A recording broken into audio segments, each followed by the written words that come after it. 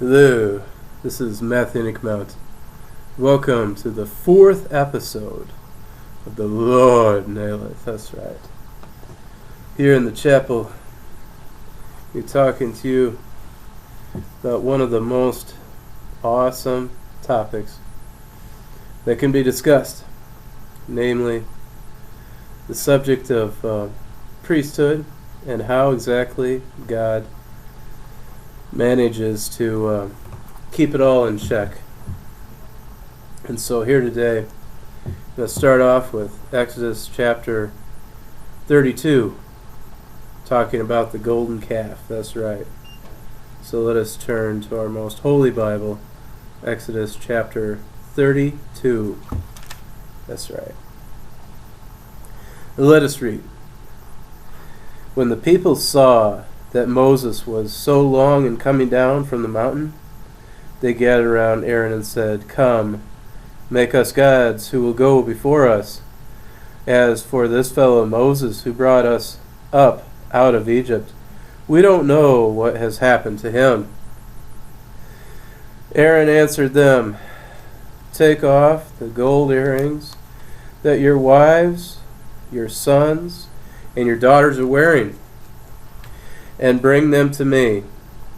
So all the people took off their earrings and brought them to Aaron. He took what they handed him and made it into an idol, cast in the shape of a calf, fashioning it with a tool. Then they said, "These are your gods, O Israel, who brought you up out of Egypt." When Aaron saw this, he built an altar in front of the calf and announced, "Tomorrow there will be a festival to the Lord." So the next day the people rose early and sacrificed burnt offerings and presented fellowship offerings. Afterward they sat down to eat and drink and got up to indulge in revelry. Then the Lord said to Moses, "Go down, because your people, whom you brought up out of Egypt, have become corrupt. They have been quick to turn away from what I commanded them, and have made themselves an idol cast in the shape of a calf. They have bowed down to it and sacrificed to it, and have said, 'These are your gods, O Israel, who brought you up out of Egypt.' I have seen these people," the Lord said to Moses, "and they are a stiff-necked people. Now leave me alone, so that my anger may burn against them, and that I may destroy them. Then I will make you into a great nation." Wow. But Moses sought the favor of the Lord, his God. "O Lord," he said, "why should your anger burn against your people, whom you brought up out of Egypt with great power and a mighty hand? Why should the Egyptians say, 'It was evil with evil intent that he brought them out, to kill them in the mountains, and to wipe them off the face of the earth'? Turn from your fierce anger, relent, and do not bring disaster on your people. Remember your servants Abraham, Isaac, and Israel, to whom you swore by your own self." By your own self, very important point. "I will make your descendants as numerous as the stars in the sky, and I will give your descendants all this land I promised them, and it will be their inheritance forever." Then the Lord relented and did not bring on his people disaster he had threatened. Moses turned and went down the mountain with the 2 tablets and the testimony in his hand. They were inscribed on both sides, front and back. The tablets were the work of God.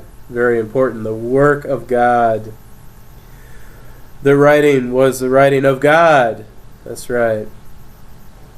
It was the writing of God, engraved on the tablets, When Joshua heard the noise of the people shouting, he said to Moses, "There is the sound of war in the camp."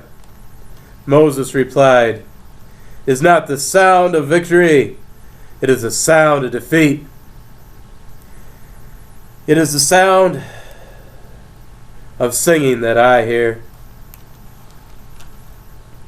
When camp and saw the calf and the dancing, his anger burned, and he threw the tablets out of his hands, breaking them to pieces at the foot of the mountain. And he took the calf they had made and burned it in the fire. Then he ground it to powder, scattered it on the water, and made the Israelites drink it. He said to Aaron, "What did these people do to you, that you led them into such great sin?" "Do not be angry, my lord," Aaron answered. "You know how prone these people are to evil. They said to me, 'Make us gods who will go before us.'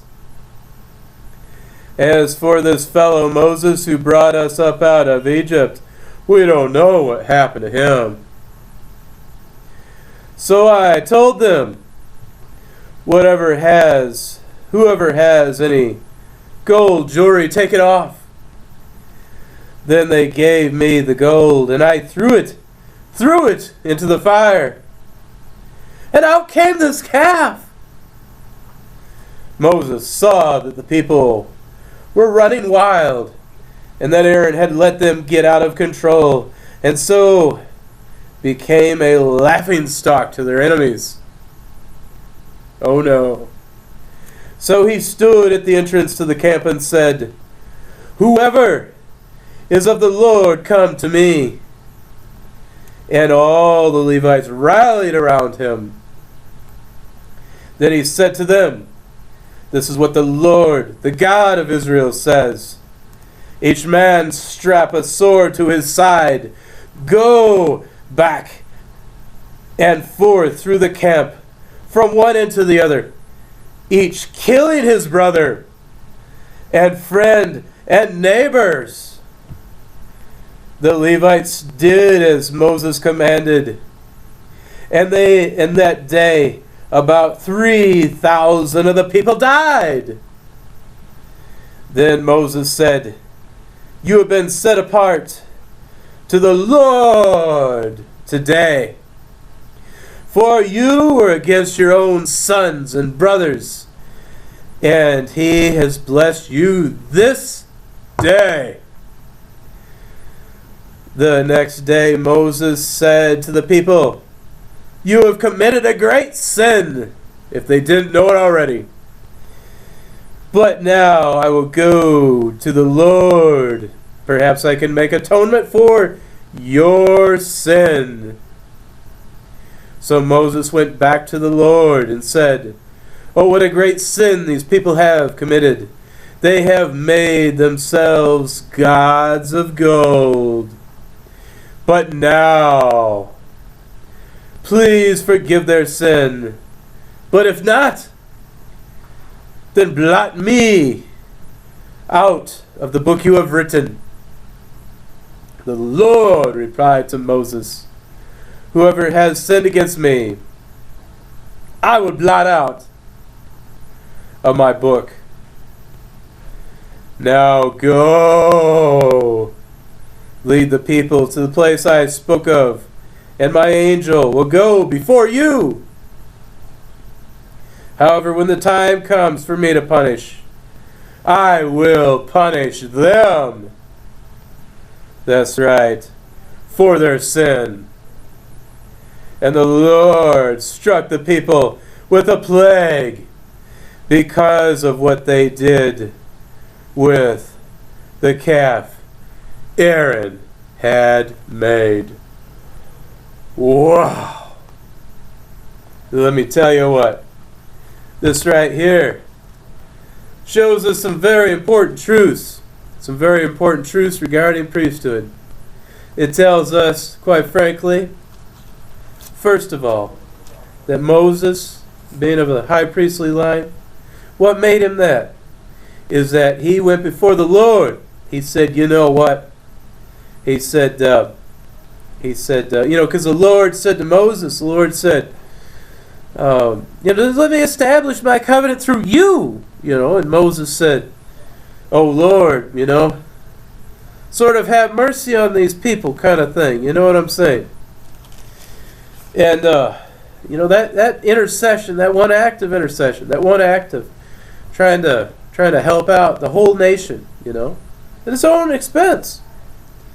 Now that's what made him, the high priestly line. Now, another important point to make is that the Levites who went through the camp slaying brothers, friends, neighbors, everybody, the Levites who went against their own people, they actually became part of the priesthood of God because they went through killing people and they went against their own people. See, the reason for this is because they showed a value, a higher value to God and His command than to the love of their brother. And so, they became the priesthood of God because they were able to show very clearly that they loved God and was willing to do His commands more so than they loved their brothers and were willing to sacrifice them. And so on the one side, you see the value of intercession with Moses for interceding for a whole nation. And then on the other side of the issue, you see the value of going against your brothers, neighbors, friends, everybody, and quite frankly eliminating them, for a holy cause. And that's why we say, there's no good war except for a holy war, because this is just a very foundation of the nation. This is how justice is established.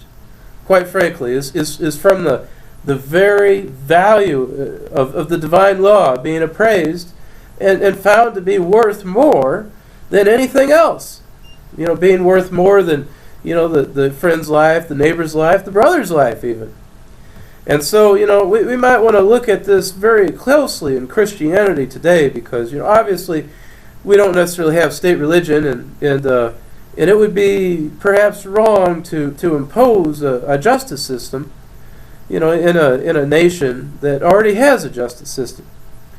And so, having said that, great principles for state administration, but, when there's already established a justice system in a nation, it would be wrong to impose this because the Israelites, they actually came to this point in history as a result of God nailing and smiting, I'll just use the term smiting, the Egyptians and leading the Israelites out.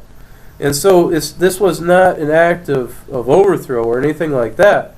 This was an act of God establishing His justice, which was quite frankly already established.